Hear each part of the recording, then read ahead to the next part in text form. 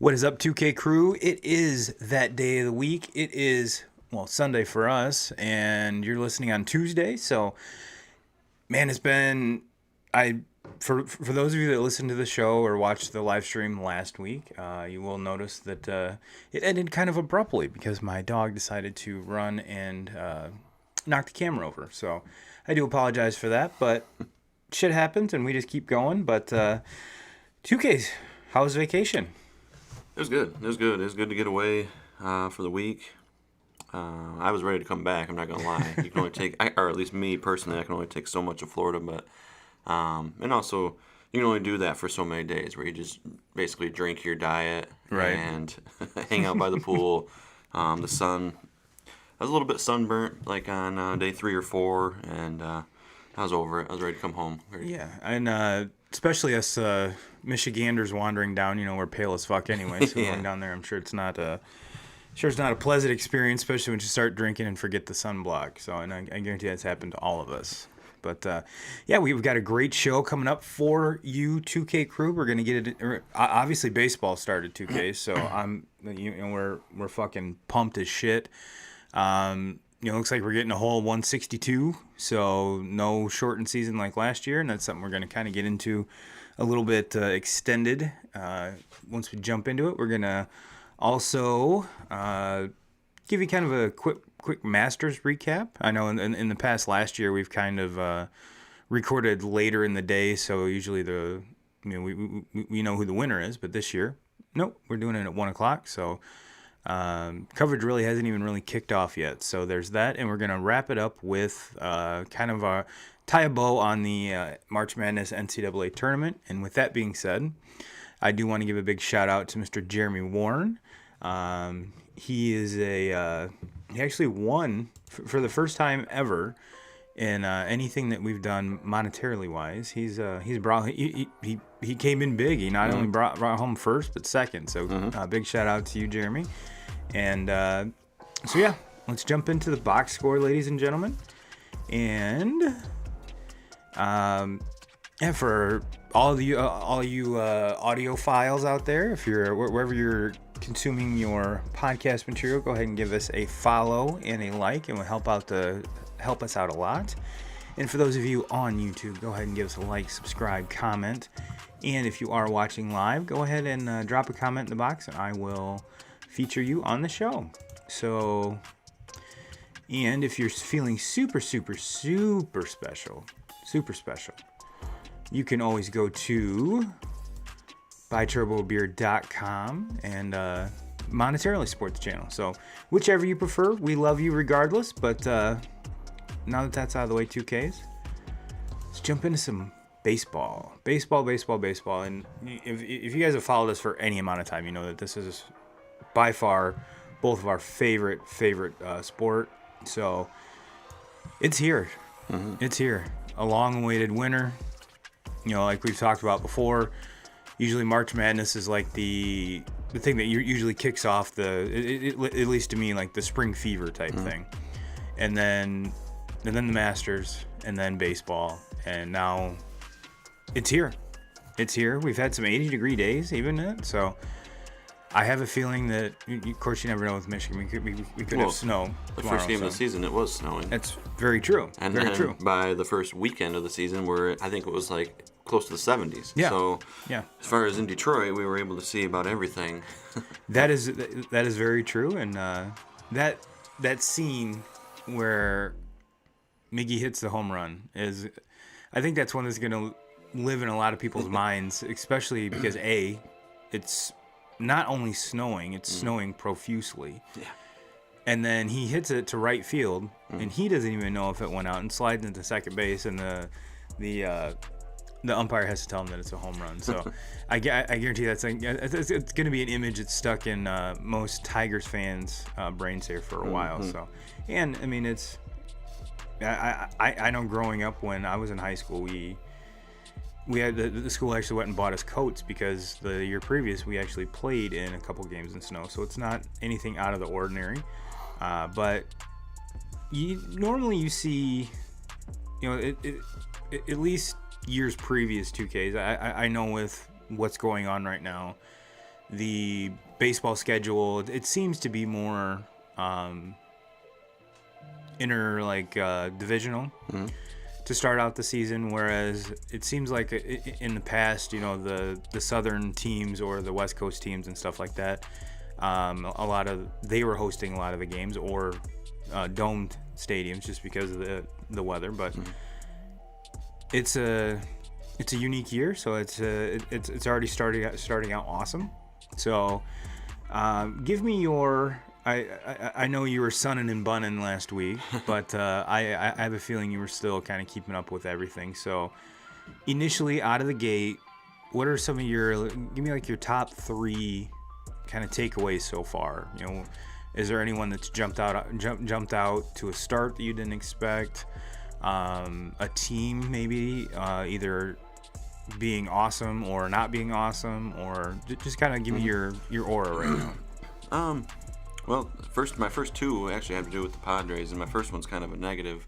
But, I mean, all the talk about Fernando Tatis all through the offseason, and we get to watch him at 2 games, and now he suffers this injury. We do not know really what the timetable is going to be, other than they did say that surgery was not going to be... Right, for right now. For right now, yes. So that, to me, is good news.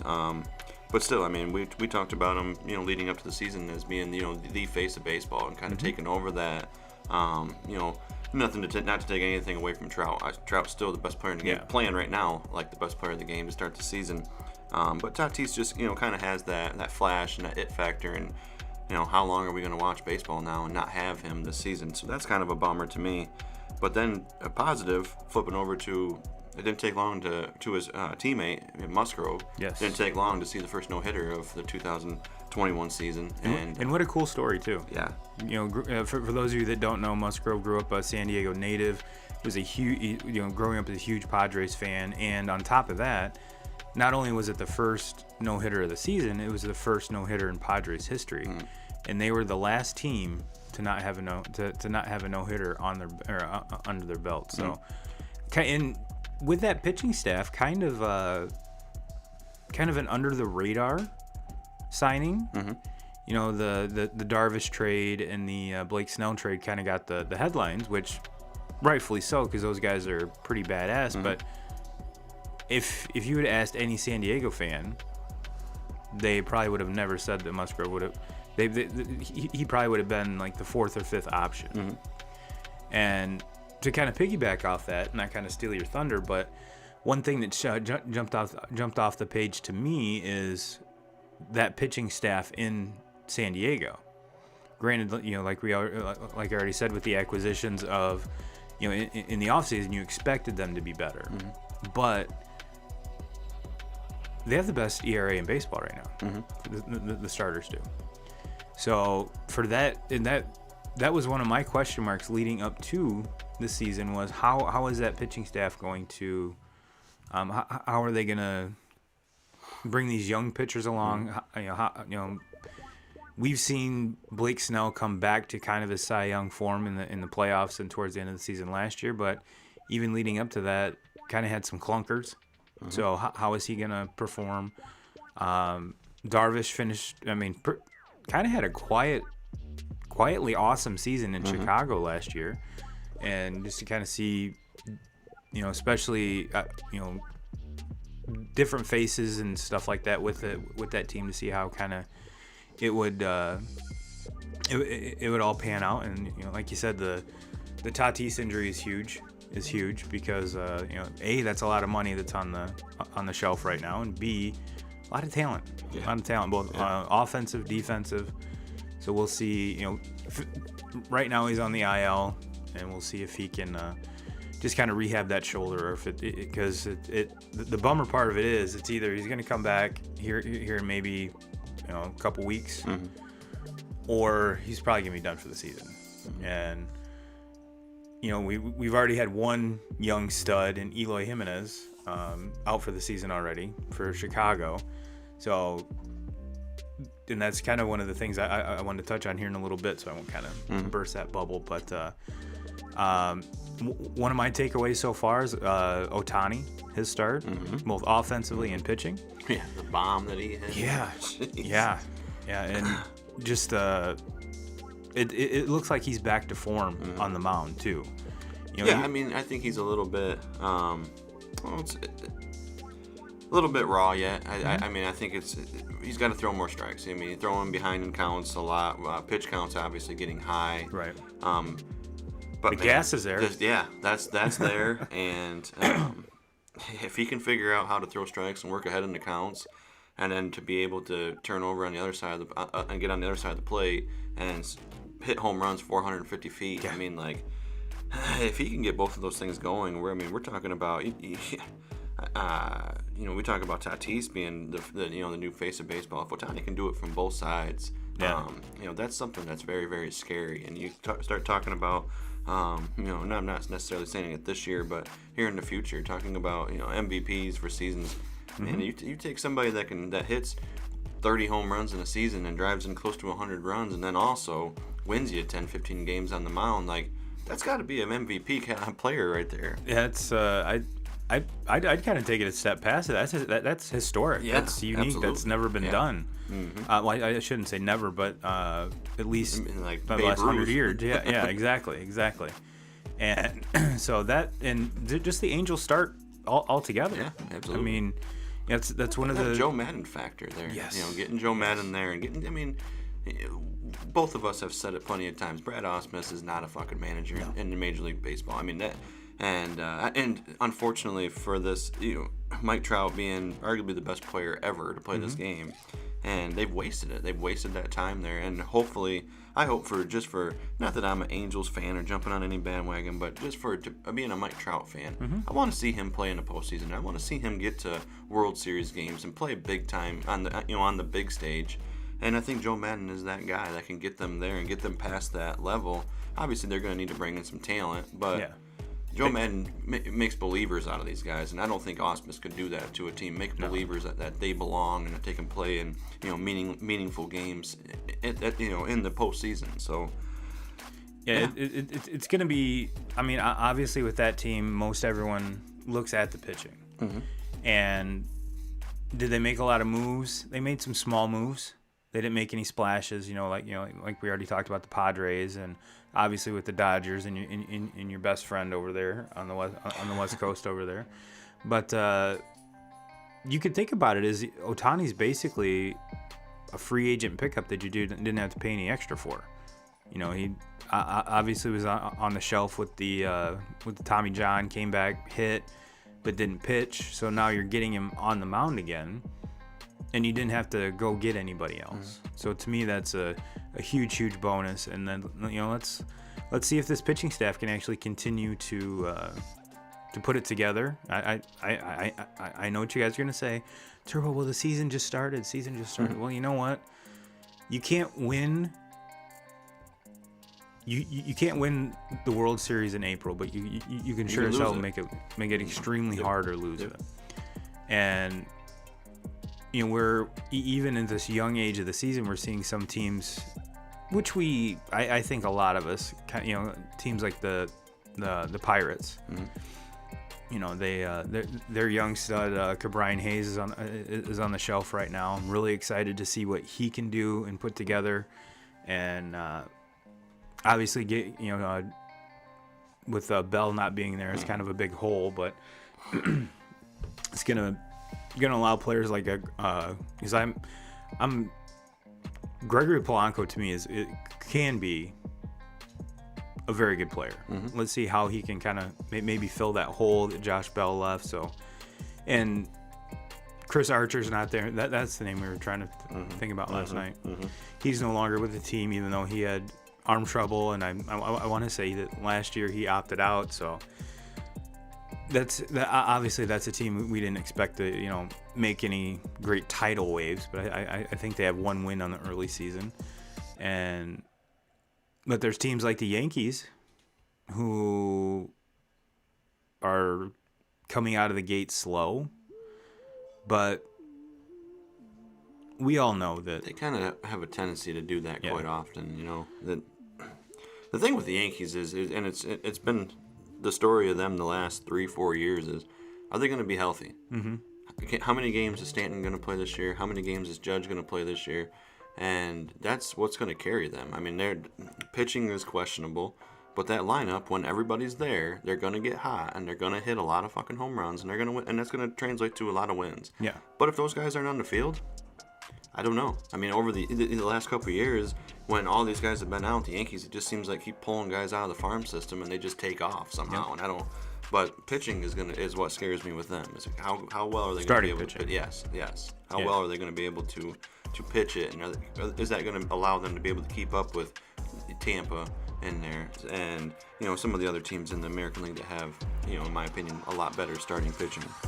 Yeah, there's it's really hard to argue that fact. And I was speaking of Tampa. I was watching the game yesterday, and Tampa looks good. Yeah. I mean, even with the exit of Blake Snell and a couple other guys, I mean, they look very, very sharp. They're as always, they're getting starting pitching from dudes that we don't even fucking know. I mean, they come up through their farm system, and lo and behold, just happen to be fucking studs. So, pretty much business as usual in Tampa, even though the aforementioned Chris Archer there. Yeah, and Chris Archer's one that goes back there and just kind of, I mean, he not that they're kind of easing him into it. They're not going to get him out there and throw him 6-7 innings. I think yesterday he threw 3 innings or something like that, but didn't give up anything. Kind of a. Yeah, he actually he had right forearm soreness, so they pulled him out of there. Yeah, so I mean, and they're going to take it easy with him, but still, I mean, it would not shock me if this is a career resurgence for him, and you know, not winning Cy Youngs and pitching that caliber baseball, but winning games, and that's what. And he cut his hair. Yeah, and he cut his hair, and I'm sure he's happy to get out of Pittsburgh. Absolutely. I'm happy. I'm sure he's, you know, wanting to get back to a contender for sure. And my Red Sox are off to not a horrible start. They dropped. I think they got swept the first series. Now they're on a 4-game winning streak. And you know, we're seeing some of the young kids like Bobby Dahlbeck playing well. I haven't seen Sale. I don't think Sale's pitching yet. I don't think. And if I don't think so. And say if he has, I have not seen any highlights or anything. So I don't think I'm that horrible of a Red Sox fan. But Let's talk a little bit about your Tigers 2Ks, because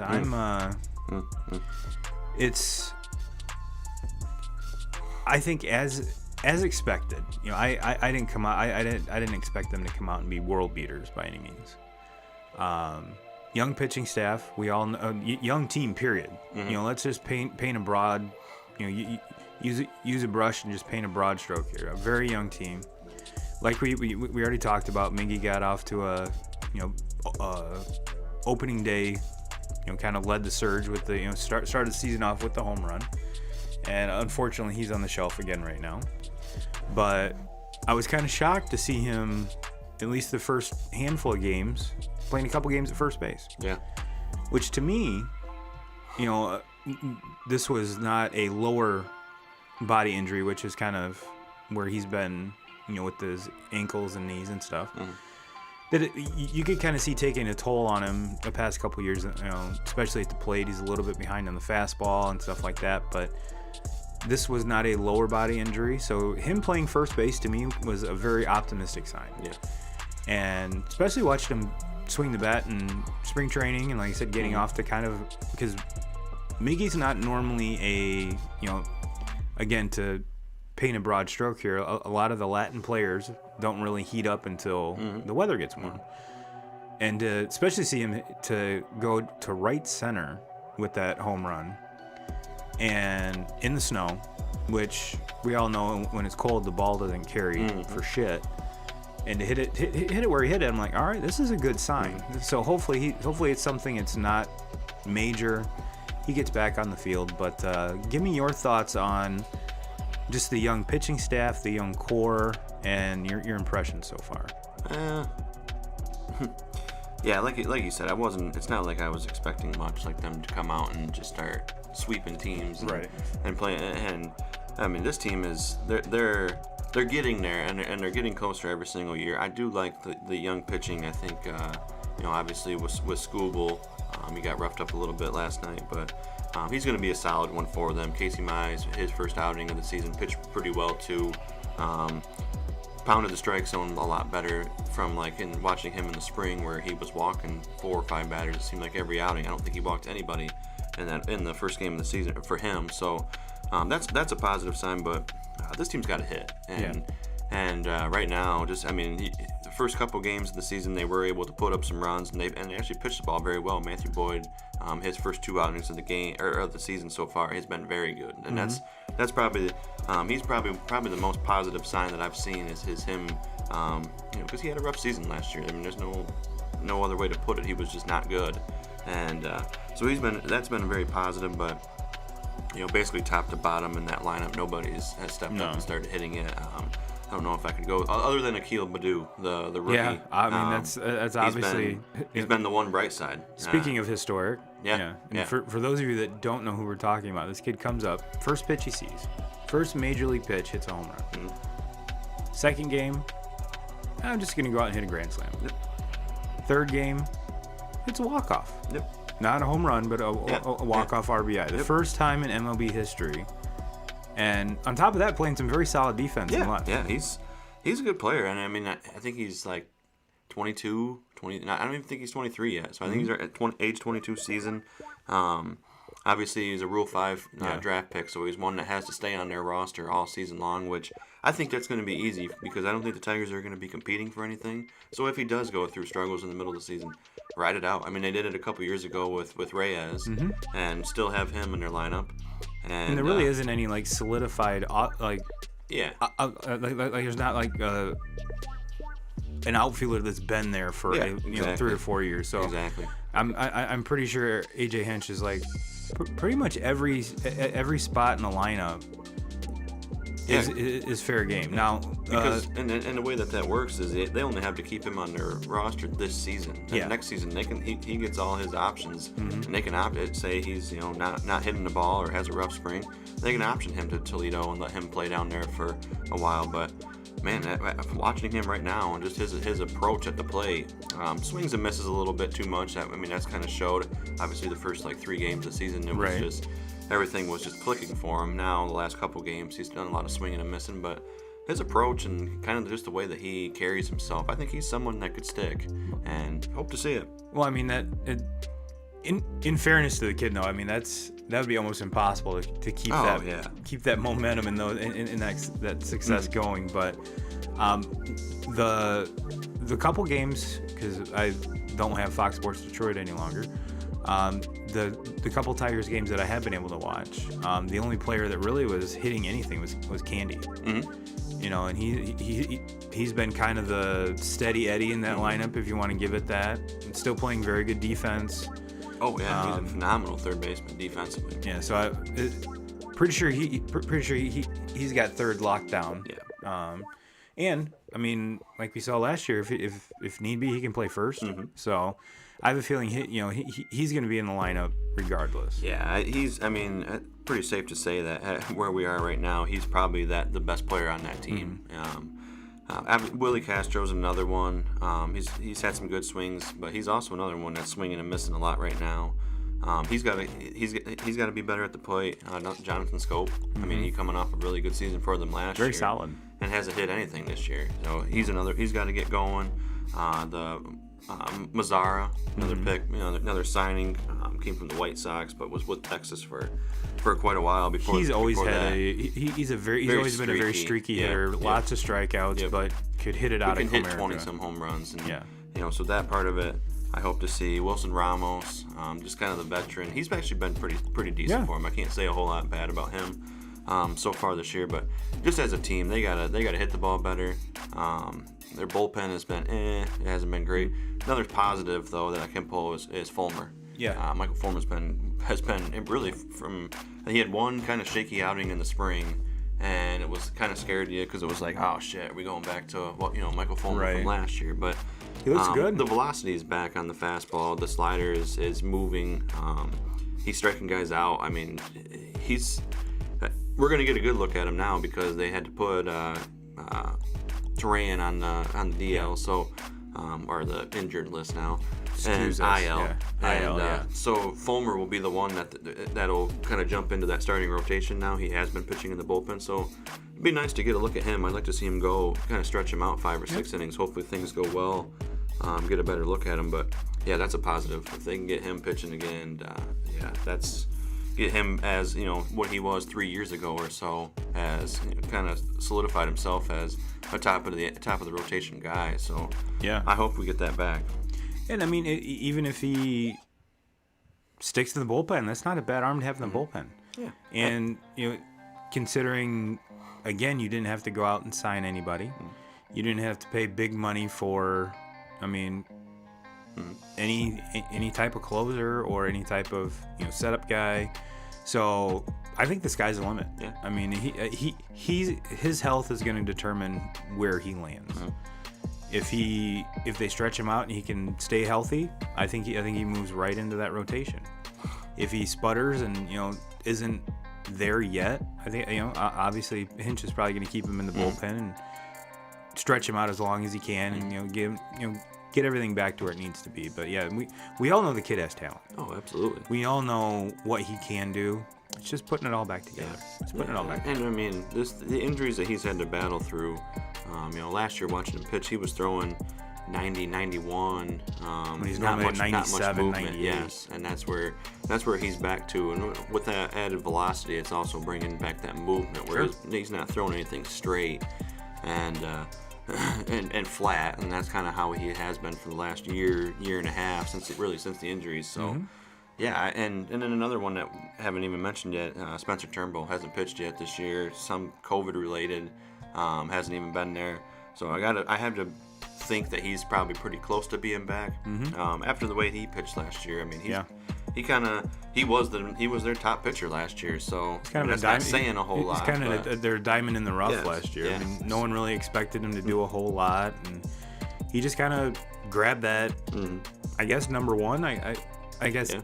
Technically, their number one spot, ran with it, and where leading up to that, Boyd had been that quote unquote number one, and he kind of faltered last year, and we got to see Mr. Turnbow come on. So and it sounds like he might just slide right in there because that Turan or whatever. The one that came from Turan. Yeah, came from. Well, he was with the Braves for a long time, but I see kind they of put bounced him on around since then. the 60-day today, so there must be something pretty serious there with his. It was elbow or shoulder or something like that. Yeah, and that was kind of a late signing. I think it was a minor league deal, so it's not like it's unfortunate for him, obviously. Absolutely. But as far as financially, it's not going to be anything huge. But yeah, when he was with the Braves, I mean, he was perennial all-star. So, but yeah, I mean, to me, my overall view of the Tigers is they're kind of where I expected them. Yeah. They're I don't see them getting blown out of a lot of games. They're going to be in most games. They're going to win a lot of games. They're going to be better than last year. They're not going to be last. The only unfortunate thing is they're getting better as the division is getting way better. Yeah, way better, way quicker. So where the Central used to be kind of boring. It was just basically the Indians. And then now we've had the Twins come. Well, now the White Sox might be the cream of the crop. And you can still never count out Tito. I don't know how he does it, but he still keeps the Indians in the playoffs every year. And the Twins didn't lose anything and got better. So it's not the best time to be in well, maybe it is a good time to be in a rebuild because everyone else is going to beat the shit out of each other. You can quietly do your thing and kind of get everything aligned where you need to. So when these young kids, kind of going through what the Cubs are going through, where who do we sign, who do we keep, that's when your guys are going to be that next wave. Yeah. So, and I think that obviously the White Sox are not going anywhere anytime soon. The Royals are improving, they're getting better, but I think Cleveland's kind of start to fizzle out a little bit. Obviously, these big names like your Lindor, and are they going to be able to keep Bieber? I doubt it. They're not going to pay him. And they're not going to pay him. And for him personally, like you want to stay and be the ace for the Cleveland Indians, who are not going to go out of their way to keep or bring in players around you like Jacob deGrom. The Yankees are going to try to pounce on a name like that, some of these other big name teams, and as they should. I mean, he's one of the best pitchers in the game. Yeah. And so I think they'll kind of fizzle out. The Twins, they're another team I just can't figure them out. I don't know. The pitching is not great. Right. But they can hit the ball. And as long as Nelson Cruz decides to play, that guy's just going to keep hitting fucking home runs and driving in runs. I mean, I feel like he's like never talked about. No. And but like as a DH, like he is to me the most dominant DH in the game right now. Like and it's not even close. He's kind of the only one that's basically him and maybe JD Martinez are basically the only two that's all they do anymore. A lot of these American League teams are using it to rest guys, and getting back to Miggy. I expected him to be sliding into that full-time DH role, and lo and behold, go with it. And lo and behold, he's playing first base. Yeah. So you're right, he's very, very underrated, and not only he hits for average. He's a professional hitter. I mean, that is what you want in your DH. Actually gets around the bases not too bad. No. I was watching the game the other day, and he went from he actually tagged from third, and it was I didn't think they were going to send him to be honest with you, but and he's healthy. I mean, he can stay healthy. Unlike a lot of these guys that become DHs, they just, and Miggy being one of the number one ones, he can't stay healthy. And another DH that I just saw the name on it is a guy for Cleveland, Reyes. Guy is, I don't think there's ever going to be a position that they're going to find where he's going to be able to play consistently. But the dude is a monster, and he's another one like Nelson Cruz that just gonna. It seems like he hits home runs every single game I'm watching him play. He hits especially one. against the Tigers. Mm-hmm. It seems like Yeah. Well, that's Nelson Cruz. Oh yeah. I don't know what Nelson. I mean, I see the numbers at the end of the year, and where Nelson Cruz is, normally batting like around 270, 280, 30 plus home runs, 100, close to 100 RBIs. But I start thinking, I'm like, well, fuck, at least 10 of them were hit against Detroit that year. Like, he just killed, and this goes back to when he was with Texas. Yep. Killed him then. And, and those were, like, big-time games. Those were Tigers and Texas in the playoffs, and Nelson Cruz was doing that shit to him. So, that's where, we talking about Miggy. Look, he's one of the best hitters I've ever seen. I think he's one of the best hitters that's ever, especially right-handed hitters that's ever played the game. But unfortunately, the last 6-7 years of his career have kind of been injury riddled, and I don't think that there's any way that we'll see flashes, but we'll never see that consistent Miggy who's going to bat you 300 and drive in close to 100 and hit close to 30 home runs. We're not going to see that ever again, and it sucks. It sucks as a Detroit fan. It sucks as a baseball fan not to be able to see that anymore. But he's kind of sliding in there with Albert Pujols. Yes. Yep. And they had great careers, and which Pujols might be 50 years old now. Who knows? Yeah. I mean, nobody. I don't think anybody really knows how old he is. No, and you have to remember, Miggy came on the scene when he was 18. Yeah. So he's going to turn 38 next week. Yeah. Which is, I mean, that kind of hard to believe. Yeah. Kind of hard to believe, and you might have the argument, well, LeBron's been playing 20 years. Mm-hmm. Well, it's a totally different sport. Totally different athlete, and their bodies are built two totally different ways. So don't even bring that argument up. Don't even bring that up. But you're right. It is unfortunate, and it's just one of those things. We put these athletes when they are they basically spoil us. Yeah. If you look at take Pujols for instance. When he was with St. Louis, his first 10 seasons hit over 300. Over 30 home runs and over 100 RBIs every single year.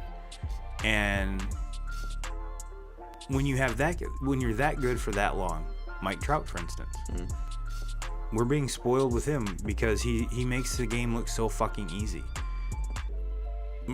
When Miggy was in his absolute prime, hitting looked easy. I mean, he won the Triple Crown. Yeah. First time since Ted Williams. So this is a guy 6 or 7 years ago when we were talking about him. It was like he's gonna go well beyond 3,000 hits. He's gonna go well beyond 500 home runs. And now 6-7 years later, we're watching him basically limp his ass to those numbers to the end of the contract. And we really thought.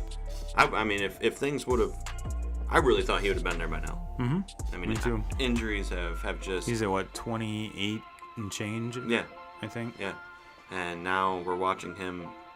It's just sad. I mean, and teams have figured him out. He can't. Sure. You miss over the plate on him, he's probably gonna make you pay. He's either gonna flip one over the right field fence, or he's gonna hit one, on the screws for a base hit, going the other way. But those days of watching him get around and pull fastballs and out to left field and out to left center, and I mean, I'm not saying he can't do it. Unless you're hanging a breaking ball, he's not doing that. I mean, you might see him get turned around on somebody that's throwing that 90, 92 mile an hour. But you get somebody that's throwing any harder than that, teams are just pounding him inside because they're not scared that he's going to be able to turn on it, and they're not scared of him turning on anything. And for the last 5 years, he hasn't proved to anybody that he can get around on it. So, teams. They know everything about you. They know what you can hit. They know what you struggle with. They know what will kill them. And they're not gonna. I mean, yeah, they miss every once in a while, but for the most part, these are major league pitchers. These are the best in the world. They're not gonna just throw get me over fastballs to Miggy on the outside half of the plate and watch him just do what he does best. I mean, when he was at his best, that was the pitch he wanted to hit. Was that one he could just flip the other way to right?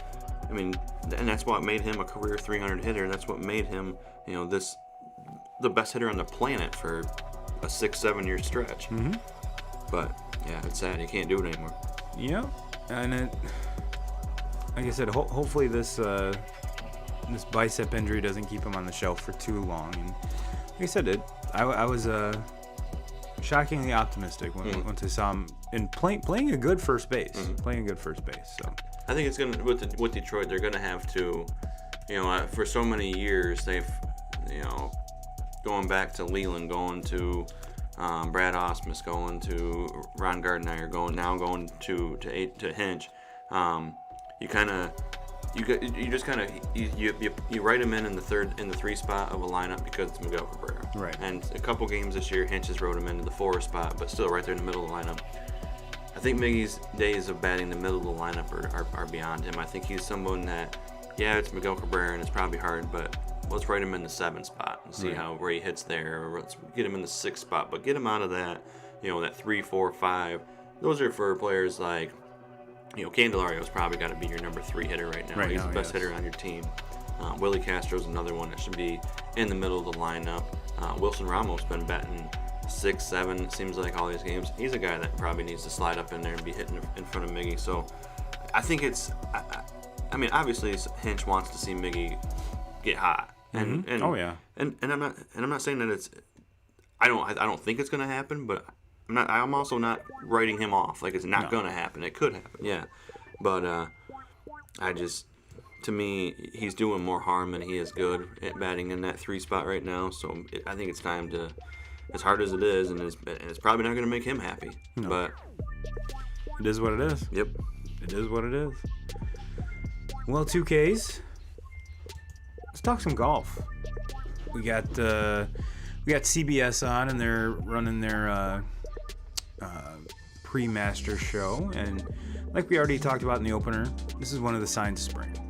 This is the one that usually after watching the Masters, I get my clubs out, I get them cleaned up, get the bag out, get my bag cleaned up, and normally in recent fashion let it sit there for a couple months and actually do something with it. But at least it's golf. It's you're driving past golf courses, you're seeing them open, you're seeing the pins out. Again, sign of spring. So this has been obviously no Tiger. That's kind of obvious. There's a lot of big names out of it. A lot of big names did not make the cut. Justin Rose kind of grabbed the lead right out the gate and had it up until yesterday. Didn't quite move during moving day, but there was a lot of movement on moving day, but not with him. And there's a lot of different faces at the top of that leaderboard, which I'm not too familiar with. Mr. Shambo did not make the cut. Let's see, Bubba Watson didn't make the cut, I don't believe. Pretty much everyone that I put money on to win this guy did not make the cut. Justin Spieth is still alive. I think that's about the biggest name. Him and Justin Rose. What's the dude's name that's leading this?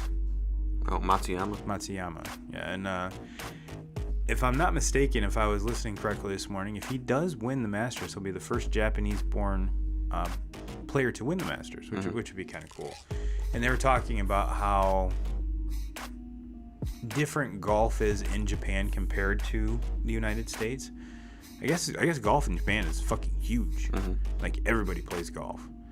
And they were kind of comparing the likeness to how much money Tiger actually made when he won his first one. And the comparisons are not even close. Like, his sponsorships and everything from his Japanese sponsors are just gonna be overflowing this dude with some money if he does win. And he's 11 under, correct? And Rose is 7. There's kind of like a log jam at 7, if I'm not mistaken. And there's a lot of young kids. What's the dude that's like basically his waist is the club. He's in first time ever playing. First Masters ever, so they were saying, he doesn't have any bad habits, he doesn't have this, he doesn't have that, but it doesn't have the starstruck factor as a lot of the other past Masters do. It is yesterday, Saturday is always moving day. Everyone's trying to scramble. Everyone's trying to get their spots in, and they had a weather delay. And up until that point, the course has been playing very, very fast. The greens have been very fast, very hard. You're seeing a lot of guys, especially on 12, either fly the green or spin it or put too much spin on it and end up in the water. And that's to me that's one of the coolest parts about a hard course is it makes these players look like us. Like, man, I do that. I do that. I don't get paid nearly what you guys do, but I do that. I hit the ball in the shit. I've got to go find my ball. I mean, it's a refreshing feeling because there's a lot of courses that we see these guys on that they just. Yeah. I mean, like Dustin Johnson last year at this place just carved it up. Like, what was he, 20 or 21 under, which was a record. Yeah. It was just, and he's another one that didn't make the cut. So, and in talking to you last night, you said you didn't get to watch a lot of this. So, it's been, getting back to the weather, it rained. So, a lot of players were trying to take advantage of the softer greens and stuff like that. And, what's his name again that's leading? Matsuyama. He was the only one that basically took advantage of it, or could take advantage of it. So, it's going to be interesting to see. It's supposed to be, when the final pair goes off, it's supposed to be 77 degrees and sunny. So we'll see how those greens, if they do firm up, which everyone thinks they will, and see what happens. See what happens, because it's not an insurmountable lead. Is it a comfortable lead? Yes. Yes. Basically, if this dude pars out, I think he wins. Oh yeah, if he pars out, you got to think that 11 under is going to win it. But there's some guys back there, like a Jordan Spieth, who we've watched him in this tournament before, string 5-6 birdies together and put himself up there. And I mean, you start hearing. It's going to be hard to play par golf if you start hearing one of these guys, take off, and you hear the gallery and everything picking up, and which there is fans this year. Yes, this time around. Yeah, different from last year. Yes. So, I mean, if I was a betting man, I would say after watching, because I did watch a little bit yesterday of Matsuyama, if he can play like that, like he did yesterday, or anywhere even close, I think he kind of just runs away with this, but. I don't know. For some reason, I just have this feeling with Jordan Spieth that he's going to put a day together and maybe not win it, but he's going to put himself in contention. That he's going to. Sure. There's going to be some meaningful holes down the stretch where, Matsuyama. Obviously, Spieth will be done probably a couple holes before him, but Matsuyama might have to, make a big putt or have a big hole just to end up winning this thing. So I hope to see it. I hope that. I mean, nobody wants to watch the Masters on Sunday and watch somebody just run away with it. Unless it's Tiger. Yeah. Unless it's Tiger. Yep. I mean, let's all be real. Let's all be real. But the kid I was referencing was that Will Zalatoris. Yeah. He's literally, his waist looks like first of all, he looks like he's 12. But the kid can fucking hit the ball. My dear Lord. And on my DraftKings app, I did put $5 on him to win. So we'll see what happens. Yeah, there's him, Mark Leishman, Justin Rose, and Xander Schauffele. Yeah, good luck with that one. Yeah. I've been trying to figure that out too for about 2 years. But it seems like he's another name that kind of puts himself in, not doesn't win tournaments, puts himself in contention all the time. So yeah. But yeah, I've been trying to figure that name out for a couple years now. And it looks like John Rahm has joined them He's up to 3 under now, according to mine. Yeah. 5 holes into it today. I'm not sure why it popped up, said he was 7 under, but yeah, I have a feeling it's going to be a closer finish. I don't think it's going to be a runaway on this one, but it is the Masters. You never know, and with any one of these majors, the pressure of especially going home or going to your hotel with the lead at the Masters going into Sunday. what is your routine? You keep everything the same. And with a player like Matsuyama, he's won on tour before. I don't believe he's won majors also. Yeah, just never the Masters. So he's been there. We'll see. It's going to be an interesting. I have a feeling it's going to be an interesting finish for sure. But 2Ks. Let's bring this home with March Madness. March Madness. Boy, oh boy. Talked about March Madness last week, and really the championship game was kind of a letdown. Really was. Unless you had Baylor. Yeah, and not saying it to take anything away from Baylor, because Baylor was just dominant. Yeah. I mean, there was no. That's the best word I could use to describe it. I mean, didn't seem like Gonzaga was ever in the game. Mm-mm. And what a shitty time to have your worst game. Yeah, and you know, I've heard a lot of people say that too. Like, you know, Gonzaga, they were just terrible, and yeah, I mean, and they weren't great, but a lot of that is because of how good Baylor was, and how Baylor can match up with them. And that was one of the things that I kind of took away from that game was, you know, Gonzaga had just kind of had a field day with about everybody that they had played. Mm-hmm. Other than UCLA. UCLA played them very tough. UCLA is a very good defensive team. Yes. And obviously that game was 90-some to 90-some, but it was an overtime game. But when UCLA needed to make stops, they were able to do it. Baylor, though, with Gonzaga, Gonzaga kind of runs all. Nobody had stopped that offense all season long. Mm-hmm. Well, Baylor can kind of line up. We can match up with them, position for position. And every single player on their team can guard anybody on Gonzaga. And they proved that in that game, because they switched every single screen throughout that entire game. And that's where watching some of the other games is when you start switching against Gonzaga, and that's where they would make you look foolish, because eventually you switch and you switch and you switch, and then you miscommunicate, or you get the mismatch, and then they execute on it. And they were doing it every single time against teams. Baylor just switched everything, and they were able to guard everybody on the floor. I mean, there was not a player for Gonzaga. Suggs had his day where he had a pretty solid night, but you look at the big fucking dork with the mustache inside, Timmy. He didn't not have it, which I was fucking kind of happy to see, because I was getting sick of him wiping his mustache after every game. I was gonna ask, when did it become a thing when you had to do like a celebration for everything? A pass, a rebound, a layup. I know the NFL, you have your sack dance. Yeah. I mean, but it's a big moment though. Like, the best get like 13 or 14 of those a season. Yeah. So, yeah, I get it.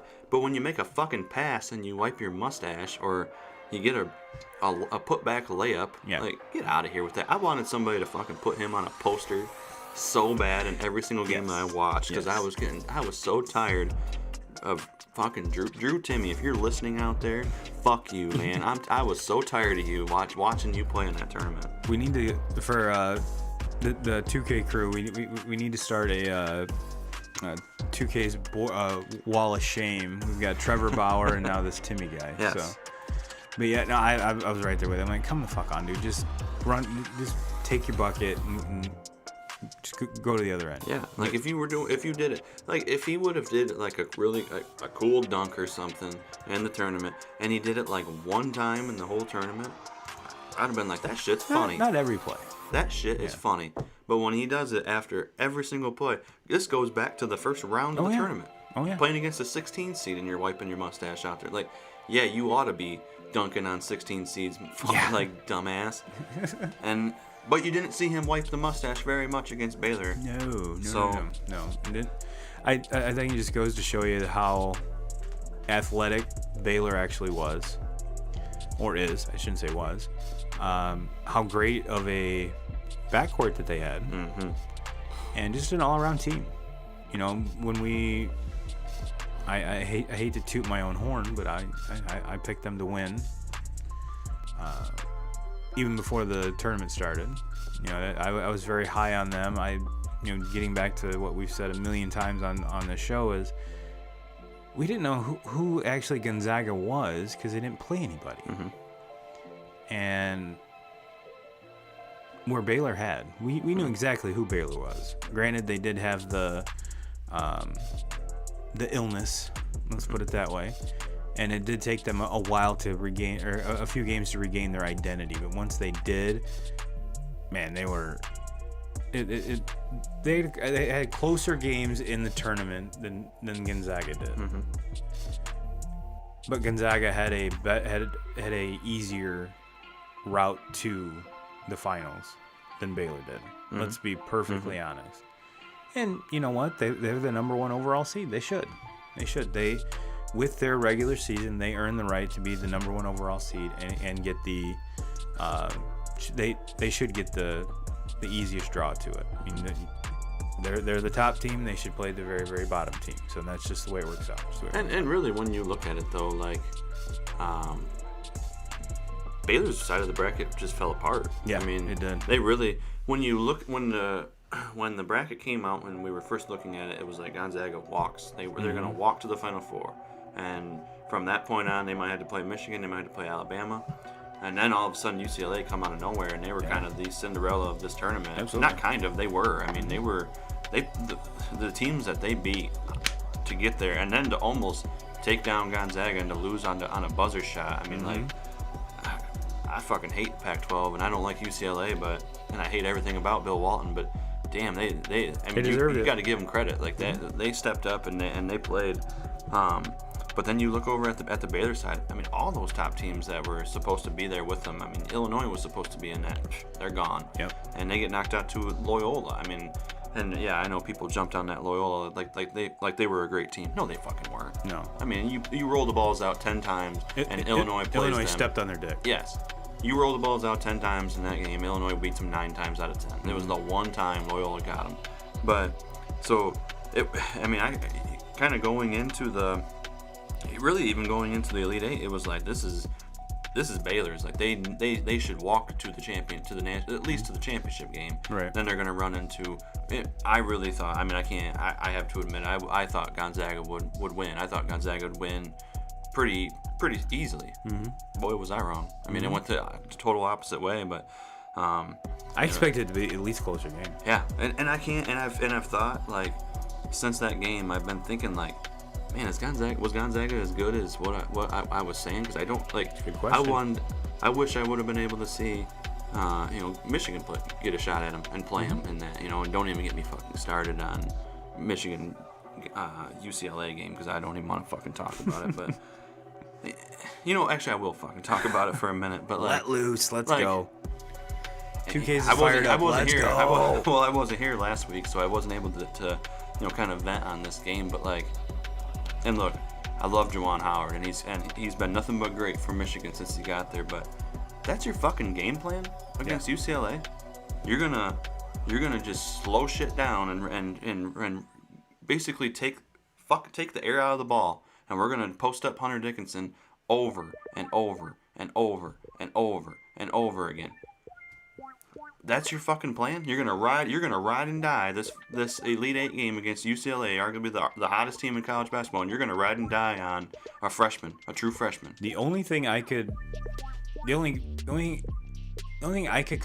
come up with, the reason he did that was everyone was so cold shooting. They had the worst shooting night I've seen in a long time. But to keep funneling that in, like you said, just that was the game plan. And if it wasn't him, it was the other dude. And absolutely, I agree. And now, granted, I agree that they weren't knocking down shots, but how do you get into a rhythm offensively when you're coming across half court and the only thing that's on your mind is we got to get the ball into Dickinson? You can't. Run the fucking offense. Bring flow to the game. There was absolutely no flow in that entire game. Michigan, hands down, is the better team there. Yes. They got beat because, to me, a poor game plan, and then the kid for Jujang being the best player on the floor that night. He was the best player on the floor. He couldn't take anything away from him. He couldn't miss, and there was a lid on the basket for Michigan. Yes. Is what it seemed like. But man, after watching that shit after watching maybe half of the first half, okay, yeah, I agree. If it's there, sure, we're gonna try to get the ball into Dickinson, but run your offense. Dickinson had a hell of a game too, though. He did. But when you're the featured player, you should. Yes, but to just sit there and pound him over and over and over and over. man, like, you gotta go away from that shit and start running your normal offense. Like, you matched up on paper. You're like, yeah, I know you have a mismatch there, and there's nobody on UCLA that should be able to guard Dickinson. But there's not very many guys on UCLA that should be able to guard a lot of your guards. Let them. You know, that's what got you there. You didn't just pound the ball on Dickinson against Florida State, and you didn't just pound the ball into Dickinson against who I don't even remember who the fuck they played before that. But you didn't. So that's what that. Run the fucking offense. Dance with the girl that you brought. Yep. And all of a sudden you get to the biggest game of the season, and you're like, oh well, we got a 4-inch advantage in the post with Dickinson.